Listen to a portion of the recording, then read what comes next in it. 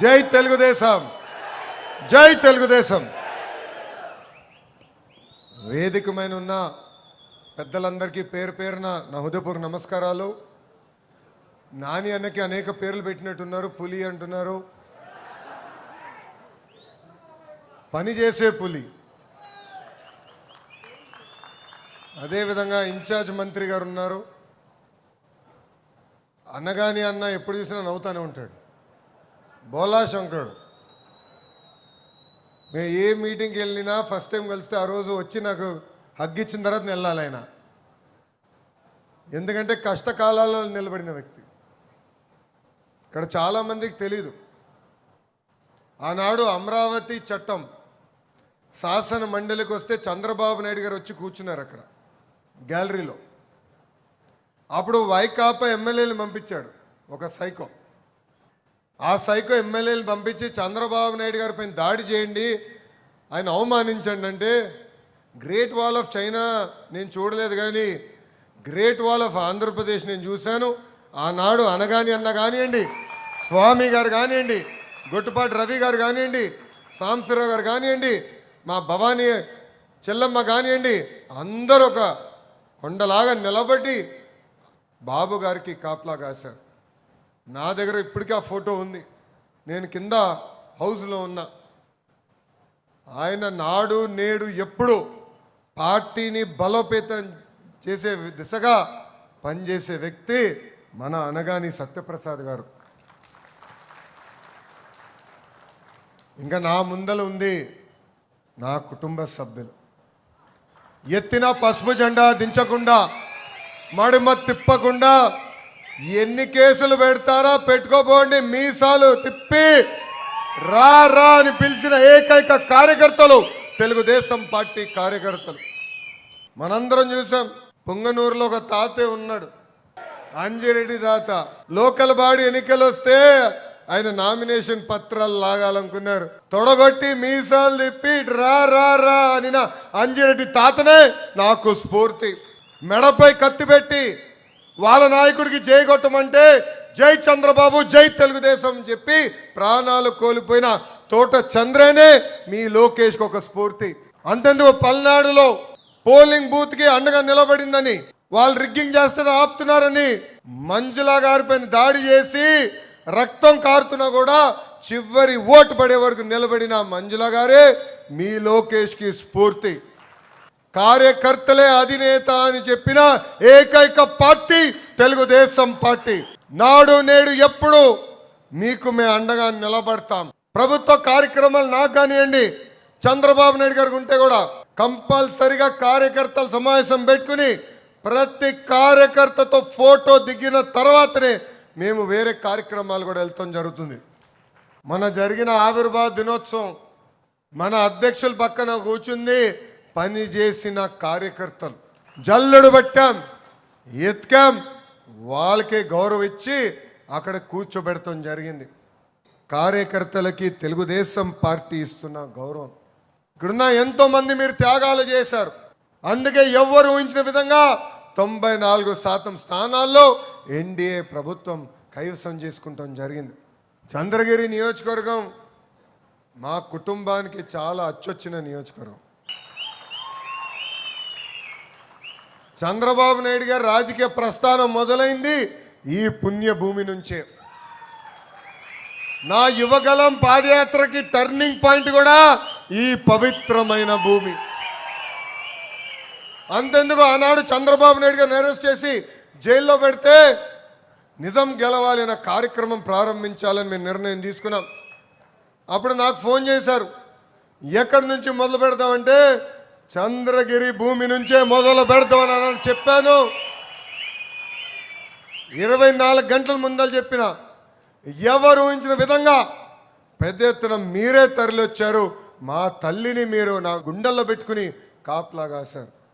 అందుకే చంద్రగిరి అంటే మా కుటుంబానికి ఎక్కడ లేని అనుబంధం.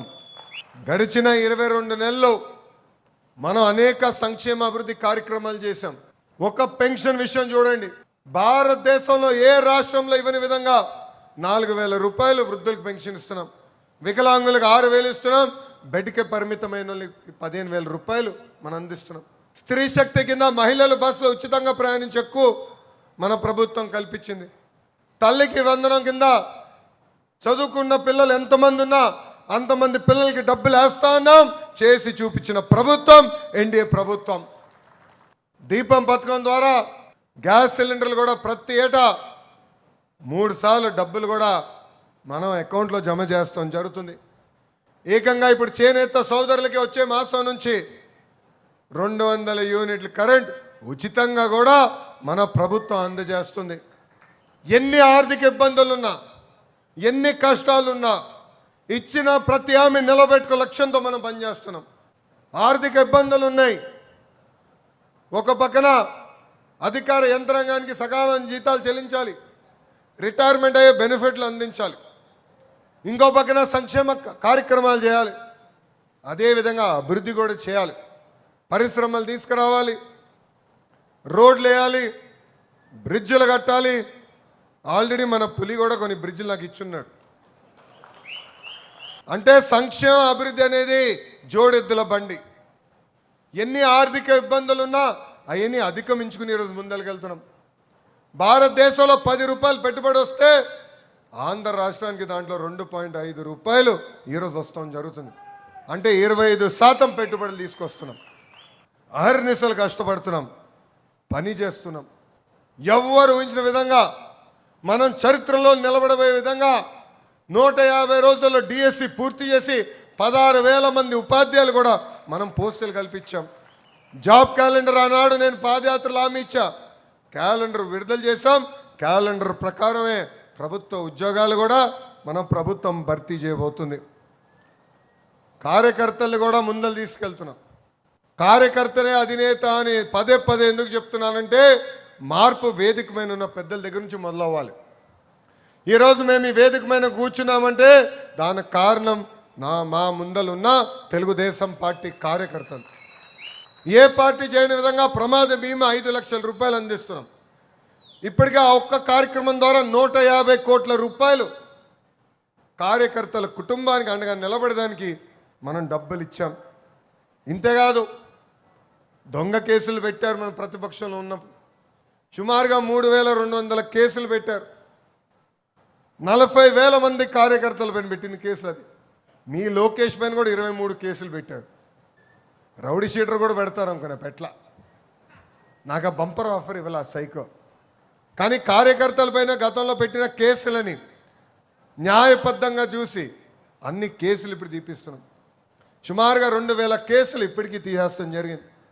2014 నుంచి 19 వరకు ఆనాడు కార్యకర్తలు అనేక అభివృద్ధి కార్యక్రమాలు పనిచేశారు, ఉపాధి హామీ పనులు చేశారు. ఆనాడు బిల్లు కొంచెం ఆలస్యమైనా, దానివల్ల 5 సంవత్సరాలు నష్టపోయాం. మన ప్రభుత్వ అధికారులకు వచ్చిన తర్వాత చాలా వరకు బిల్స్ అన్నీ క్లియర్ చేశాం. పెండింగ్ ఏమైనా ఉంటే పార్టీ ఆఫీస్కి రండి, ఆ వివరాలు ఇవ్వండి, క్లియర్ చేయించే బాధ్యత మీ లోకేష్ తీసుకుంటాడని ఈ సభాముఖం నేను హామీ ఇస్తున్నాను. ఇంకా కార్యకర్తలు అనేది మనందరం సొంత కాలుపై నిలబడాలి. కార్యకర్తల్ని ఆర్థికంగా బలోపేతం చేయాల్సిన బాధ్యత మాది. మార్గాలు మేము చూపిస్తాం, కష్టపడే బాధ్యత మీదని ఈ సభాముఖం మీ అందరికీ నేను తెలియజేస్తున్నాను. కలిసికట్టుగా వెళ్దాం. తప్పుడు పనులు చేస్తే ఎప్పుడొకసారి మనం పట్టుకుంటారు. మనం ఏనాడు తప్పు చేయలేదు కనుకనే ఈరోజు తలెత్తుకుని మనం తిరగలుగుతున్నాం. ఆనాడు చంద్రబాబు నాయుడు గారిని జైల్లో బంధిస్తే సమాజం నమ్మల. చంద్రబాబు నాయుడు గారు లాంటి వ్యక్తి అలాంటి పని చేయరని పెద్ద ఎత్తున రోడ్డుపై కూడా వచ్చి మనకు అండగా నిలబడటం జరిగింది. ఇది ఇక్కడున్న మనందరం గుర్తుపెట్టుకోవాల్సిన అవసరం ఉంది. తెలుగుదేశం పార్టీ అనేది ఒక పెద్ద కుటుంబం లాంటిది. కుటుంబం అన్నప్పుడు చిన్న చిన్న సమస్యలు ఉంటాయి.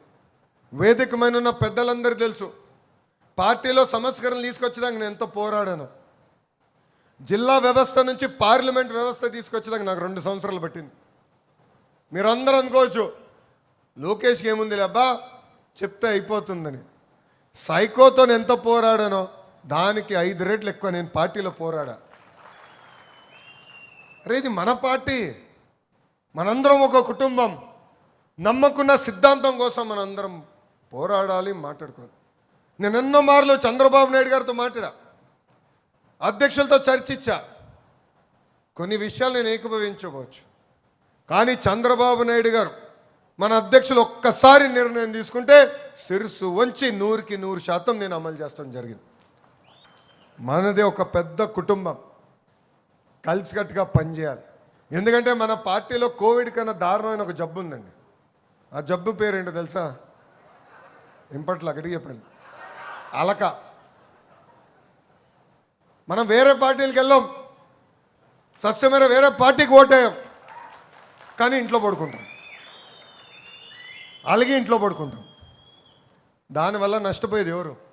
ముందల మనం తెలుగుదేశం పార్టీ కార్యకర్తలుగా మనం నష్టపోతాం, దాని తర్వాత ఆంధ్ర రాష్ట్ర ప్రజలు నష్టపోతున్నారు.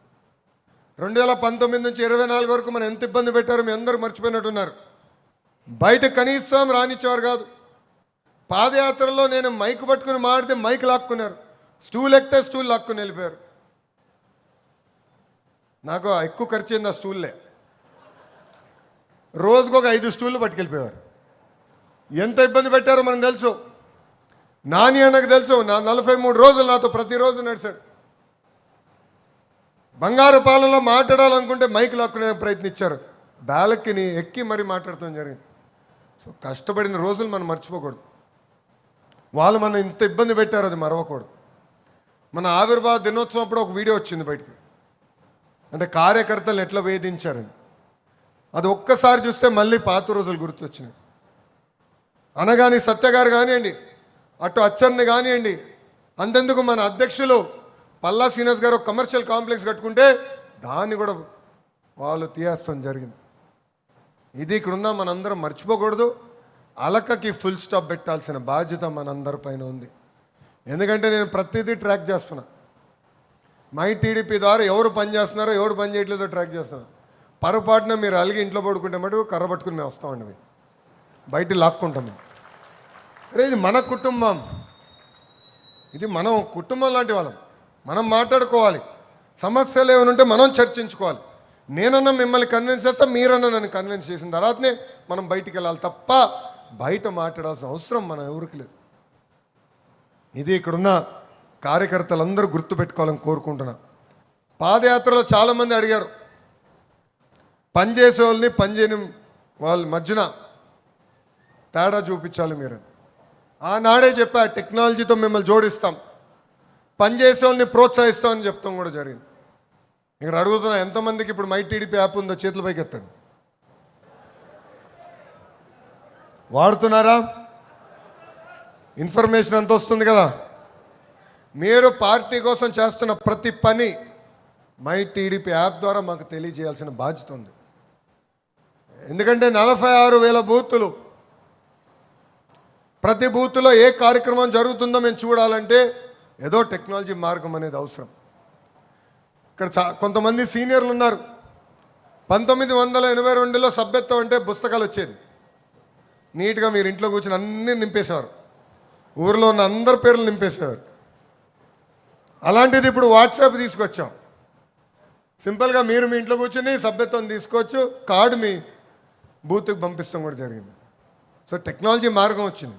నెట్ఫ్లిక్స్ వాడతారు కదా, యూట్యూబ్లో వీడియోలు చూస్తారు, స్విగ్గీ జొమాటోలో భోజనం ఆర్డర్ ఇచ్చుకుంటారు. మళ్ళీ పార్టీలో ఉన్నప్పుడు మై టీడీపీ వాడుకోవాల్సిన బాధ్యత ఇక్కడున్న మీ అందరిపైన ఉంది. అది చూసే చంద్రబాబు నాయుడు గారు పనిచేసిన వాళ్ళకి పనిచేయని వాళ్ళ మధ్యన డిసైడ్ చేస్తున్నారు. వేదికమైన మేమందరం కేవలం ప్రతిపాదించగలుగుతాం, ఈ పదవికి లోకేష్ మంచోడని ప్రతిపాదించగలుగుతాం. కానీ చివరిగా చంద్రబాబు నాయుడు గారు మీ సభ్యత్వ నంబర్ కొడితే మీ చరిత్ర మొత్తం వచ్చేస్తుంది. 2014 నుంచి ఎవరు పనిచేసినారు, ఎన్నిసార్లు సభ్యత్వం తీసుకున్నాడు, పిలిపించిన కార్యక్రమం చేశారా లేదా, ట్రాన్స్పరెంట్గా ఆయన తెలిసిపోతుంది. సో దయచేసి ఇది గుర్తుపెట్టుకోవాలి. సామాన్య కార్యకర్తలు గుర్తించాలి. వాళ్ళని ఏకంగా పాలిట్ బ్యూరోకి తీసుకెళ్ళ లక్ష్యంతో మేము పనిచేస్తున్నాం. అందుకే ఎప్పుడు లేని విధంగా పార్టీ చరిత్రలో మొదటిసారి ఈరోజు రిలీజ్ అయిన కమిటీలో ఒక క్లస్టర్ ఇన్ఛార్జ్, ఒక మండల పార్టీ అధ్యక్షుడు కూడా పాలిట్ బ్యూరోకి వస్తాం జరిగింది. అందరం పనిచేద్దాం. పార్టీ పిలిపించిన ప్రతి కార్యక్రమాన్ని మై టీడీపీ ద్వారా పార్టీకి తెలియజేయాలని ఇక్కడ ఉన్న మిమ్మల్ని అందరినీ కోరుతున్నాను. ఎందుకంటే ఆవిర్భావ దినోత్సవం అప్పుడు బాగా పనిచేసే వాళ్ళు గుర్తించారు. కొంతమంది నా పైన అలిగారు, అలక ఉంది కదా, అలాగే ఫోటోలు దిగితేనే చాలా అని అడిగారు.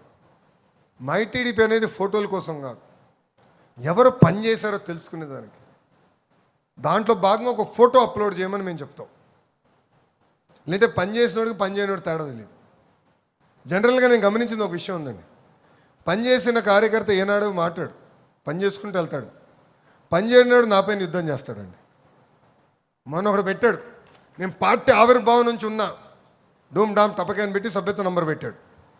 ఏమో పెద్ద అయినా, చాలా పెద్ద అయినా అనుకుని వెళ్ళి సభ్యత్వ నంబర్ కొడితే కరెక్ట్గా 24 సభ్యత్వం ఒకటే తీసుకుని ఉన్నాడు ఆయన. నా పైన యుద్ధం చేస్తున్నాడు. సో పనిచేసే వాళ్ళు గుర్తించాల్సిన బాధ్యత ఉంది, కానీ పనిచేసినట్టు తెలియజేయాల్సిన బాధ్యత మీ పైన ఉంది. ఒక వ్యవస్థ అది. అందుకే మై టీడీపీని రూపొందించాం. దాంట్లో మీరు అందరూ భాగస్వామ్యం అవ్వాల్సిన అవసరం. ఇంకో పక్కన పులివెందుల ఎమ్మెల్యే గారు కూడా ఉన్నారు. ఆయనకి ఈ మధ్యన సిసిడి జబ్బు వచ్చిందండి. సిసిడి, క్రెడిట్ చోరీ డిసార్డర్, క్రెడిట్ చోరీ జబ్బు. ఆసిలర్ మిత్తల్ ఆంధ్ర రాష్ట్రానికి వస్తుందంటే ప్రెస్ మీట్ పెట్టి అది పక్క రాష్ట్రంకి వెళ్ళిపోయింది, లోకేష్ అబద్ధం చెప్పాడంటాడు. మళ్ళీ కొబ్బరికాయ కొట్టి శంకుస్థాపన అయిన తర్వాత నేనే తీసుకొచ్చాను, 4 సంవత్సరాల క్రితం ఆ కంపెనీ వాళ్ళు కలిశానని చెప్తాడు. ఎంత అన్యాయమో చూడండి.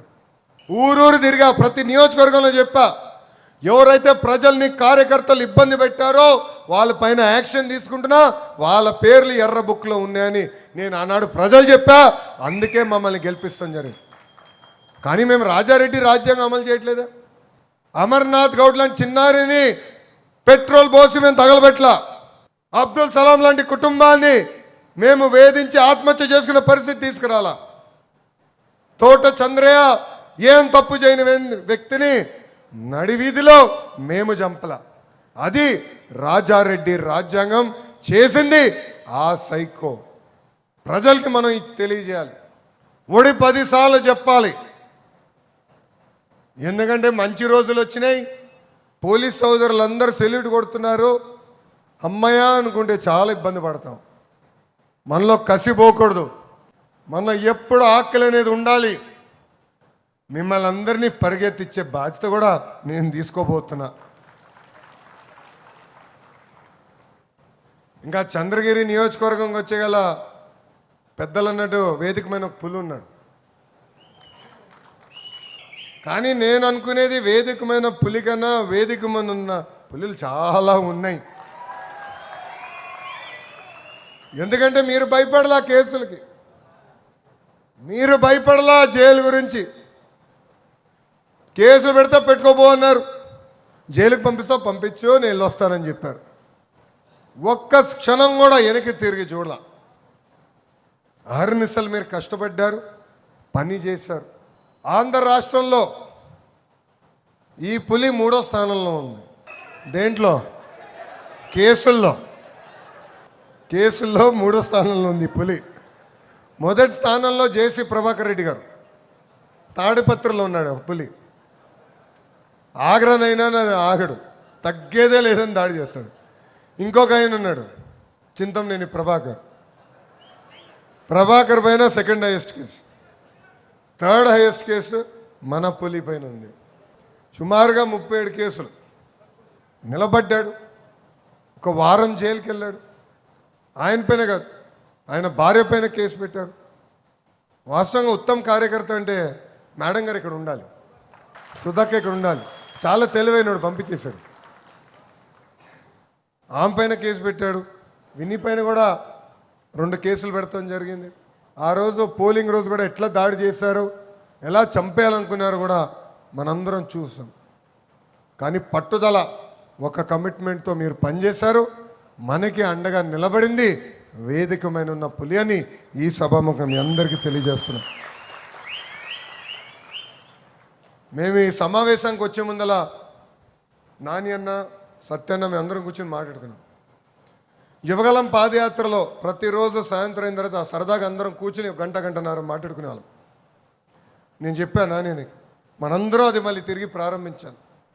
నా స్థాయిలో నేను చేస్తా, నియోజకవర్గ స్థాయిలో మీరు చేయాలి. కలియక అవసరం, కూర్చుని మాట్లాడుకోవాల్సిన అవసరం, కష్ట సుఖాలు పంచుకోవాల్సిన అవసరం, ఇది చేయాలని ఈ సభాముఖంగా నానిని కూడా నేను కోరటం జరుగుతుంది. యువగలం పాదయాత్రలో నేను ఒక డైలాగ్ చెప్పా, చెవిరెడ్డి చెవులో పువ్వు అని. గుర్తుందా? పబ్లిక్ మీటింగ్లో చెప్పా.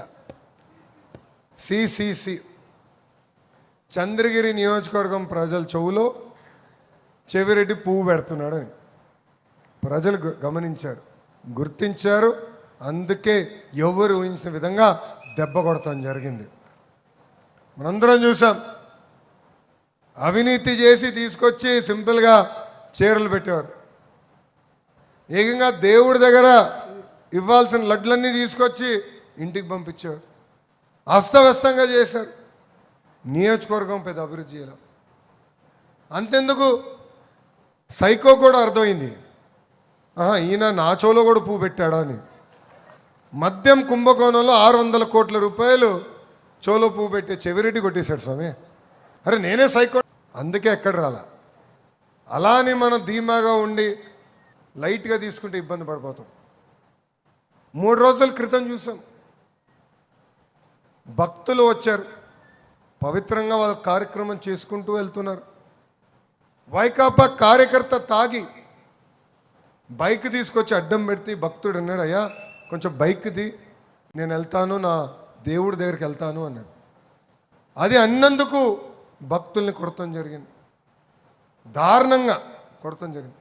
ఈ సభాముఖంగా చెవులో పువ్వు పెట్టిన చెవిరెడ్డి నేను ప్రశ్నిస్తున్నా, మీరు ఆ భక్తులకి క్షమాపణ చెప్పాల్సిన అవసరం ఉంది. లేదంటే మేమైతే మిమ్మల్ని వదిలిపెట్టాం, మీ ప్రతి కార్యకర్తను వదిలిపెట్టాం. దేవుడేంటో చూపించే బాధ్యత నేను తీసుకుంటా. మీరు ఇలాంటి ఏదో పనులు చేసే వెంకటేశ్వర స్వామి 151 సీట్లు 11 చేశాడు, అయినా మీకు బుద్ధి రాలేదు. ఏం తప్పు చేయని భక్తులపైన మీరు దాడి చేస్తే చూసుకుంటా ఈ ప్రభుత్వం ఊరుకోదు, తగిన మూల్యం చెల్లించాల్సి వస్తుందని ఈ సభాముఖం వాళ్ళకి హెచ్చరిక జారీ చేస్తున్నాం. ఇంతేకాదు, మన అధికారంలోకి వచ్చిన తర్వాత మన పులి నన్ను ఎప్పుడు వెంటాడుతూనే ఉంటాడు. ఎప్పుడు అమరావతికి వచ్చినా వెయిట్ వచ్చినట్టు ఉంటాడు, రెడీగా ఉంటాడు. నాకు ఈ బ్రిడ్జ్ కావాలి, ఈ రోడ్ కావాలి, ఈ స్కూల్ పనులు పెండింగ్ ఉన్నాయి, మీరు చేయాలి, ఆ రోజు మీరు హామీ ఇచ్చారని నన్ను వెంటాడుతున్నాడు. ఇప్పటికీ సుమారుగా 900 కోట్ల రూపాయలు ఖర్చు పెట్టి అనేక అభివృద్ధి కార్యక్రమాలకి మన పులి శ్రీకారం చుట్టారు. చేయాల్సిన అవసరం ఇంకా ఉంది. 22 నెలలైన అధికారంలోకి వచ్చి ఒక పక్కన రోడ్లు వేయాలి, డ్రైన్లు కట్టాలి, బ్రిడ్జ్లు వేయాలి. ఎందుకంటే గడిచిన 5 సంవత్సరాలు కనీసం గుంటలు కూడా పూడ్చలేవాలి. సో అనేక అభివృద్ధి కార్యక్రమాలు చేయాల్సిన అవసరం ఉంది. ఒక పద్ధతి ప్రకారం మనందరం కలిసికట్టుగా ముందరికి వెళ్ళాలి. అభివృద్ధి సంక్షేమం 2 జోడెద్దుల బండిగా ముందలు తీసుకెళ్ళాలి. కానీ కార్యకర్తలు కూడా నేను కోరేది, ఒక సంక్షేమం అభివృద్ధితో పాటు పార్టీ సిద్ధాంతాలు మనం గుర్తుపెట్టుకోవాలి. ఇక్కడున్న క్లస్టర్ ఇన్ఛార్జెస్ అందరికీ తెలుసు, ట్రైనింగ్లో 6 శాసనాల గురించి పదే మేము మాడుతున్నాం. ఎందుకంటే జీవితంలో అనేక నిర్ణయాలు మనం తీసుకోవాల్సి వస్తుంది. తీసుకోవాల్సి వచ్చినప్పుడు 6 శాసనాలు ఒక్కసారి ఆలోచిస్తే మనకి మార్గం దొరుకుతుంది. సో సిద్ధాంతపరంగా మన పార్టీని బలోపేతం చేసుకోవాలి, కలిసికట్టుగా ముందరికెళ్ళాలని ఇక్కడున్న కార్యకర్తలందరికీ నేను పిలిపిస్తున్నా. అంతేకాకుండా మన పులి అడిగాడు, మా నియోజకవర్గానికి కొన్ని పరిశ్రమలు తీసుకురామని. తప్పనిసరిగా ఆంధ్ర రాష్ట్రానికి పెద్ద ఎత్తున పెట్టుబడులు వస్తున్నాయి. మన చంద్రగిరి నియోజకవర్గానికి, మా కుటుంబానికి అచ్చొచ్చిన నియోజకవర్గానికి తప్పనిసరిగా పరిశ్రమలు తీసుకొచ్చే బాధ్యత నేను తీసుకుంటానని మన పులికి నేను హామీ ఇస్తూ, మొన్న జరిగిన ఎన్నికల్లో మనందరం 3 పార్టీలు కలిసికట్టుగా పోరాడాం. Telugu Desam party, Janasena party, Bharatiya Janata party 3 పార్టీలు కలిసికట్టుగా పోరాడాం. మనం ఈరోజు ఒక కుటుంబం లాంటి వాళ్ళం. సమస్యలు ఉండొచ్చు, కానీ ఆ సమస్యలు మనమే కూర్చుని పరిష్కరించుకోవాలి. పవన్ అన్న చాలా స్పష్టంగా చెప్తున్నారు, 1 కాదు 2 కాదు 3 టర్ములు తిరిగి ఎన్డీఏ అధికారంలోకి రావాలి. అప్పుడే దారి తప్పిన రాష్ట్రం సరైన దారిలో పెడతాను. నేను ఒకరోజు ఢిల్లీకి వెళ్ళి అక్కడ ఒక ఇండియా టుడే కాన్క్లేవ్లో మాట్లాడుతూ అతను అడిగాడు, మీరు మళ్ళీ గెలుస్తారని. తప్పనిసరిగా 29 మేము అధికారంలోకి వస్తున్నాం, ఈ కారణాలు అని చెప్పాను. అప్పుడు పవన్ అన్న నాకు ఫోన్ చేశాడు, అరే 29 ఒకటే చెప్పావేంట్రా అన్నాడు. అదేంటి అన్నాడు, 3 సార్లు మనం వస్తున్నాం చెప్పాలి రా భయ్, 29 కాదు 3 సార్లు మనం వస్తున్నాం. అది మనకున్న బంధం. ఈరోజు ఆంధ్ర ప్రజలు ఏం కోరినా ఆ కోరికలు తీర్చున్నారు గౌరవ ప్రధానమంత్రి నరేంద్ర మోడీ గారు. విశాఖ ఉక్కు ప్రైవేటీకరణ జరగకూడదనం జరగకుండా చూశారు. విశాఖపట్నానికి రైల్వే జోన్ తీసుకురావాలన్నాం, ఆయన శాంక్షన్ చేశారు. ఆగిపోయిన అమరావతి పనులన్నిటికీ నిధులు ఇచ్చారు, పనులు ప్రారంభించాం. పోలవరంగా ప్రతి రూపాయి కేంద్ర ప్రభుత్వం ఇస్తుంది. అంతేకాదు ఎవరిని వచ్చి భారతదేశంలో పెట్టుబడులు పెట్టాలనుకుంటే మంచి రాష్ట్రం ఉంది, ఆంధ్ర రాష్ట్రాన్ని కూడా వెళ్ళి పెట్టుబడులు పెట్టండి అని ఏకంగా ప్రధానమంత్రి గారే ఆయన దారి చూపిస్తున్నారు. భారతదేశంలో ఏ రాష్ట్రానికి రాజధానికి చట్టబద్ధత లేదు, కానీ ఒక ఆంధ్ర రాష్ట్ర ప్రజలు కోరారని ఏకంగా ప్రధానమంత్రి గారే స్వయంగా అది పార్లమెంట్కి తీసుకెళ్లి పాస్ చేపిస్తాం జరిగింది. 47,000 కోట్ల లోటు బడ్జెట్, అనేక ఇబ్బందులు ఉన్నాయి, కానీ అన్నీ అధిగమించుకుని మనం ముందరికి వెళ్తున్నాం అంటే కేంద్ర ప్రభుత్వం సహకారం కూడా మనకుంది. అందుకే 3 పార్టీలు కలిసికట్టుగా పనిచేద్దాం.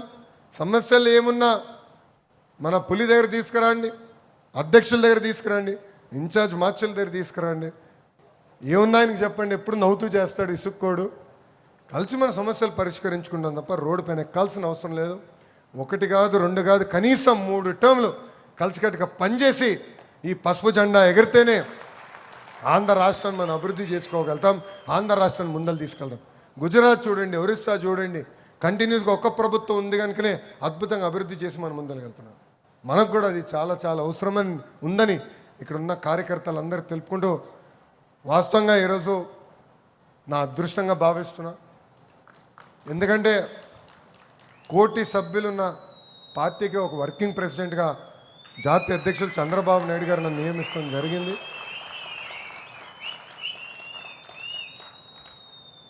బాధ్యత అంటారా భారం అంటారా నాకు తెలియదు. సడన్గా మొన్నటి వరకు ఎట్టుకో పరిగెడుతున్నా, ఈరోజు అనౌన్స్మెంట్ అయిన తర్వాత కొంచెం బరువు పెరిగినట్టుంది నాకు. అంటే కష్టపడాలి, ఇంకా పని చేయాలి. నేను పడుకోను, మిమ్మల్ని పడుకోను నేను స్వామి. సత్య నాకు తెలుసు, చాలా ప్రిపేర్ అవుతా, చాలా సిస్టమేటిక్గా పనిచేస్తా. పార్టీలో కూడా మార్పులు రావాలని బలంగా నమ్మే వ్యక్తిని. కంటిన్యూస్గా మార్పు అనేది ఉంటేనే మనకు కూడా ఉత్సాహం ఉంటుంది. నేను మా టీంకి ఒకటి చెప్తా, నిన్న చేసింది నేను మళ్ళీ రిపీట్ చేయను, ఈరోజు చేసింది రేపు నేను రిపీట్ చేయను. వేరే ప్రోగ్రామ్కి వెళ్ళి కొత్త నన్ను తీసుకురాలి, నాకు కూడా ఒక ఎనర్జీ వస్తుంది. అప్పుడే నేను కార్యకర్తలు కూడా ఉత్తేజపరచగలుగుతానని నేను చెప్తాను జరుగుతుంది. ఇది మనందరం గుర్తుపెట్టుకోవాలి. ఈరోజు నిజంగా నా అదృష్టమైన రోజు, అది కూడా పవిత్రమైన భూమి చంద్రగిరికి వచ్చినప్పుడు నాకు అవకాశం జాతీయ అధ్యక్షులు వారు ఇచ్చారు. పనిచేస్తా, కష్టపడతా, ఎప్పుడు కార్యకర్తలకి నేను మా టీం మొత్తం అందుబాటులో ఉంటుంది. 1 కాదు 2 కాదు 100 సార్లు మనం కలవాలి, మన సమస్య పరిష్కారం అయ్యే వరకు వదిలిపెట్టకూడదు. అంతేగాని అలిగి మట్టుకు ఇంట్లో పడుకుంటే నేనే వస్తాను, మీ లోకేష్ వస్తాడు, మిమ్మల్ని ఇంటి నుంచి బయటికి తీసుకొచ్చి పని చేపిస్తాడని ఈ సభాముఖం మీ అందరు తెలుపుకుంటూ, నాకింత అద్భుతమైన అవకాశం ఇచ్చిన తెలుగుదేశం పార్టీ కార్యకర్తలందరికీ పేరు పేరున నా ఉదయపూర్వక ధన్యవాదాలు తెలుపుకుంటూ మీ అందరి దగ్గర నుంచి సెలవు తీసుకుంటున్నాను. జోహార్ అన్న ఎన్టీఆర్, జోహార్ అన్న ఎన్టీఆర్. చంద్రబాబు నాయుడు గారి నాయకత్వం, చంద్రబాబు నాయుడు గారి నాయకత్వం. జై తెలుగుదేశం, జై తెలుగుదేశం, జై హింద్. థ్యాంక్ యూ అన్న. ఈ వీడియో నచ్చితే లైక్ చేయండి. అలాగే మా ఛానల్ ని ఫస్ట్ టైం కనుక చూస్తున్నట్టయితే ఇప్పుడే సబ్స్క్రైబ్ చేసుకుని పక్కనే ఉన్న గంట సింబల్ ని యాక్టివేట్ చేసుకోండి. అప్పుడే మేము పెట్టే ప్రతి వీడియో మీకు నోటిఫికేషన్ గా వస్తుంది. అలాగే ఈ వీడియో పూర్తిగా చూసినందుకు ధన్యవాదాలు.